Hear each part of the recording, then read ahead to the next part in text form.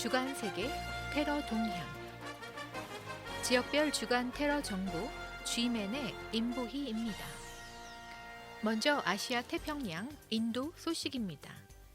5월 23일 카르비앙 룽구 아삼주 단시리 지역에서 분리주의자인 디마사 민족해방군 DNLA 소속 보안요원과 무장단체 용의자들이 충돌했다고 전했습니다. 이번 충돌은 어제 22일 보안요원들이 이 지역에서 작전을 개시한 이후 발생했습니다. 이 충돌로 적어도 6명의 무장 세력이 사망했고 또한 무기와 탄약도 회수했다고 전했습니다.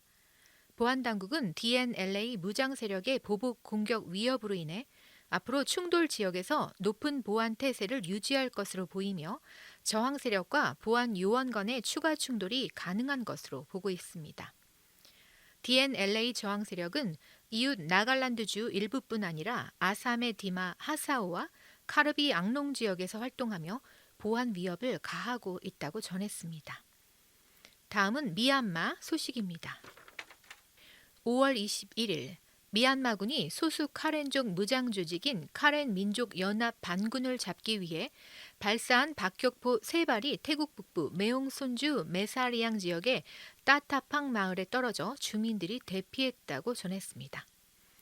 태국군은 태국 미얀마 국경위원회를 통해 미얀마군의 향후 태국 영토로 군 작전을 확대하지 말 것을 요구하는 항의 서한을 보냈다고 전했습니다.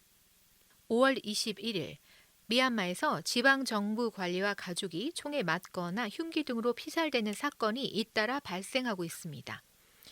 가해자들의 신원과 목적이 불분명한 가운데 현지에서는 친군부 부역자에 대한 경고라는 말이 나오고 있습니다. 지난 19일 카렌주의 한 마을에서 지방관리인 큐진 민이 자택 앞에서 총에 맞아 숨졌으며 중부 마케에서는 지방관리 소 린의 집을 사제폭탄과 흉기를 든 남성들이 습격해 3명이 사망했다고 전했습니다. 18일 양곤에서는 지방관리가 사무실에서 폭탄이 터진 뒤 누군가의 총에 맞아 숨졌습니다.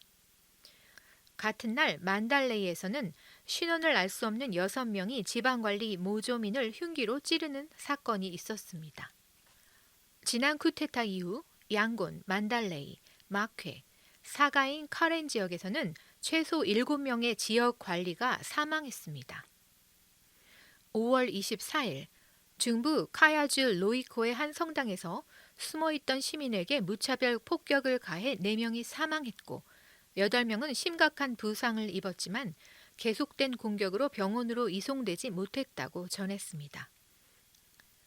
이번 공격은 반군 세력 카렌 닌 민방위군 KPDF가 이동 중이던 군인들을 습격한 데 대해 보복성으로 개시됐으며 KPDF 측은 전날 군경 46명을 살해했다고 전했습니다. 다음은 중동 북아프리카 소식입니다. 먼저 이스라엘 팔레스타인 소식입니다. 5월 24일 이스라엘 경찰은 전날 시위 소요 사태에 참가한 팔레스타인 주민에 대한 대규모 검거 작전인 법과 질서 작전을 개시했다고 발표했습니다.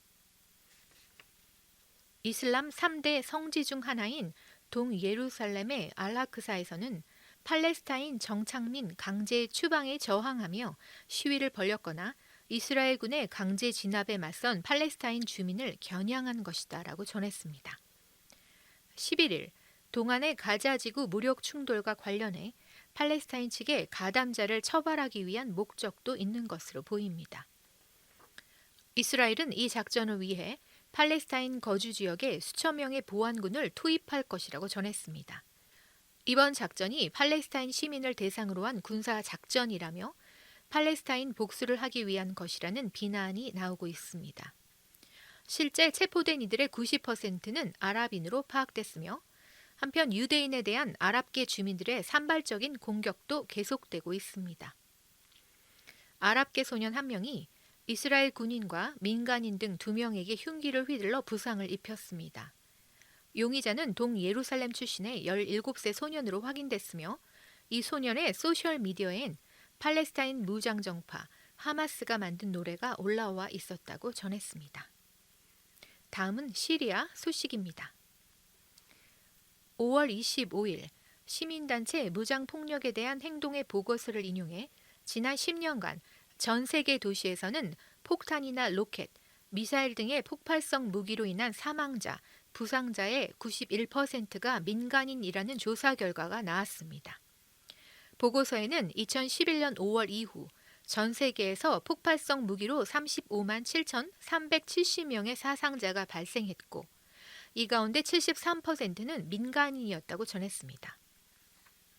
특히 인구 밀집 지역의 경우 희생자의 91%가 민간인이었으며 가장 민간인 피해가 큰 국가는 시리아였습니다.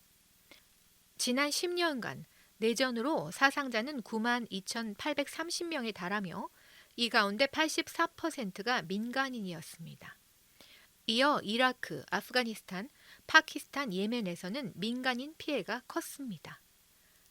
최악의 사건은 2017년 소말리아 수도 모가디슈에서 테러 단체 알샤바브에 자행된 트럭 폭탄 공격으로 500명 이상이 사망한 사건입니다. 부상자까지 포함하면 희생자가 828명에 달한다고 전했습니다. 국제사회에서 아일랜드 주도로 인구 밀집 지역에서의 폭발성 무기 사용을 제한하는 선언을 만들기 위한 작업이 이루어지고 있습니다.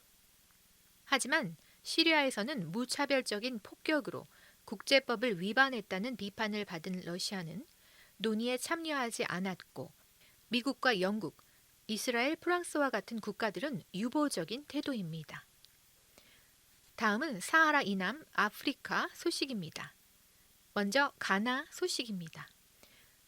5월 19일 가나 선적 참치잡이 어선인 애틀란틱 프린세스호가 수도 아크라 동쪽의 연안 도시 앞바다에서 한국인 선장을 비롯해 중국인 3명, 러시아인 1명 등 선원 총 5명이 납치됐다고 전했습니다. 8명의 해적이 탄 고속정이 접근해 총을 쏜 후 5명의 무장괴한이 어선에 올라탄 것으로 이후 배가 남쪽으로 더 이동한 이후 해적들이 선원 5명을 납치해 어선에서 떠난 것으로 추정됩니다. 외교 소식통에 따르면 피랍 선박이 작업 중이었던 곳은 우리 당국이 해적 고위험 해역으로 지정해 조업 중단을 권고한 곳은 아니었던 것으로 알려졌습니다. 또한 해적들의 범행이 갈수록 대담해져 연안까지 출몰하지만 가나만 해도 해군 군함이 모두 10여 척밖에 안 되고 그나마 제대로 가동되는 것은 4-5척에 불과하다면서 단속 장비가 매우 열악한 실정이라고 전했습니다. 가나 등이 위치한 서아프리카 기니만 앞바다에선 지난해 나이지리아 해적에 의한 한국인 선원 납치 사건이 총 3건 발생했습니다. 모두 참치잡이 어선이었고 선적의 경우 2척은 가나, 1척은 가봉이었습니다. 피랍 한국인들은 나중에 모두 풀려났지만 길게는 50일 만에 석방된 기록도 있습니다. 다음은 말리 소식입니다. 5월 24일 쿠데타 군부 세력이 말리 임시 대통령과 총리를 연행해 구금한 데 대해 말리 주재 UN 대표부는 은다우 대통령과 목타르 우안 총리를 즉각 석방하라고 경고했습니다. 은다우 대통령과 우안 총리는 이날 말리 수도 바마코 인근에서 무장한 군인들에게 붙잡혀 카티군 사령부로 연행됐습니다. 서아프리카 경제 공동체 등도 사건 직후 공동성명을 발표해 석방을 요구했습니다. 군부 세력은 지난 9월 쿠데타로 정권을 잡았지만 국제사회 압력에 못 이겨 2022년 2월까지 민간 정부의 권력을 이양하겠다고 전했습니다. 연행된 은다우 대통령과 우안 총리는 군부 세력이 내세운 과도 정부 수장들로 일부 장관들은 구금 대상에서 제외됐다고 전했습니다. 이를 두고 과도 정부 내 분열이 과중되고 있는 것으로 분석했으며 한편 유엔은 말리 평화 유지를 위해 매년 12억 달러를 투입하고 있다고 전했습니다. 다음은 나이지리아 소식입니다. 5월 20일 보코하람 수장으로 알려진 아부 바카르 셰카우와 일부 조직원들은 무장한 이슬람 국가 서아프리카 지부 ISWAP의 공격을 받아 자살로 사망하거나 중상을 입었다고 전해집니다.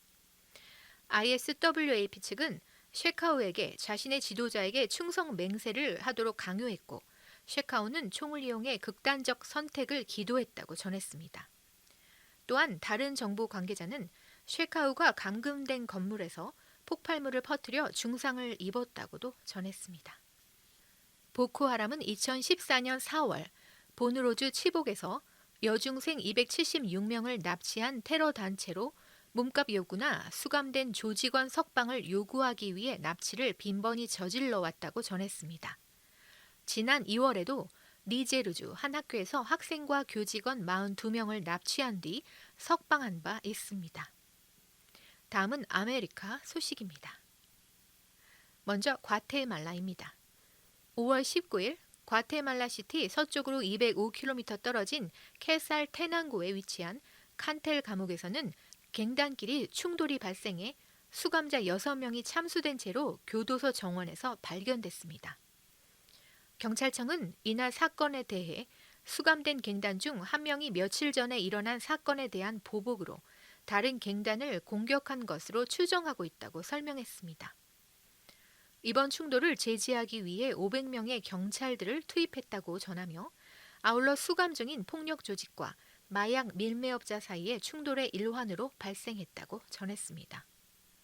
다음은 콜롬비아 소식입니다. 5월 19일 정부와의 평화협정을 파기하고 무장투쟁으로 되돌아간 옛 콜롬비아 무장혁명군 FARC 지도자 헤스루 산트리치가 정부군에 피살됐다고 전했습니다. 그가 소속한 반군 세력 제2마르케탈리아 운동은 베네수엘라에서 발생한 충돌에서 다른 범죄자들과 함께 사망했다며 이를 확인했다고 전했습니다. 정부군은 산트리치의 죽음을 확인한 뒤 그의 새끼손가락을 잘라서 노란 헬기를 타고 되돌아갔다고 전했으며 콜롬비아 반군들은 콜롬비아와 베네수엘라 사이의 국경을 넘나들며 활동해 왔습니다. 이에 콜롬비아 정부는 종종 베네수엘라가 반군들의 은신처를 제공하며 보호하고 있다고 비난했고 베네수엘라 정부는 이를 부인하며 콜롬비아 정부군의 국경 침범에 대해 비난해 왔다고 전했습니다. 산트리치는 2018년 8월 유튜브에 나타나 정부가 평화협정의 약속을 지키지 않았다고 비난하며 반군 활동을 재개하겠다고 선언했습니다. 다음은 유럽 러시아 소식입니다. 먼저 네덜란드 소식입니다. 5월 22일 암스테르담 중심가 근처 페르디난드 볼거리에서 29세 남성이 흉기로 행인들을 무차별로 찌르면서 한 명이 사망하고 5명이 부상당했다고 전했습니다. 사건 현장은 시내 박물관 지구에 인접한 식당과 술집이 밀집한 곳이었습니다. 경찰은 사건 경위와 원인을 조사하고 있다면서 모든 가능성을 열어놓고 있다고 설명해 테러 가능성을 배제하지 않았다고 전했습니다. 암스테르담에선 근래 들어 강력 범죄가 증대하고 있습니다.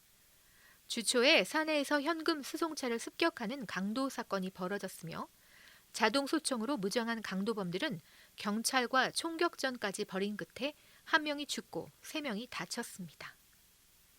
다음은 터키 소식입니다. 5월 24일 미국이 지명 수배한 이집트 출신의 IS 폭발물 제조 전문가인 무스타파 압둘 와하브 마흐무드가 터키에서 체포됐다고 전했습니다.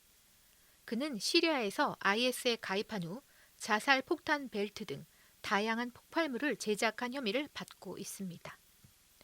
미국 정보기관은 그의 행적을 추적해왔으며 마흐무드가 터키로 넘어가자 터키 당국과 협조해 이스탄불 외곽에서 다른 용의자 3명과 함께 그를 체포했다고 전했습니다. 이스탄불 검찰은 테러 조직 가입 혐의를 적용해 징역 22년 6월 이상을 구형할 것으로 알려졌습니다. 지금까지 주간 세계 테러 동향 G맨의 임보희였습니다.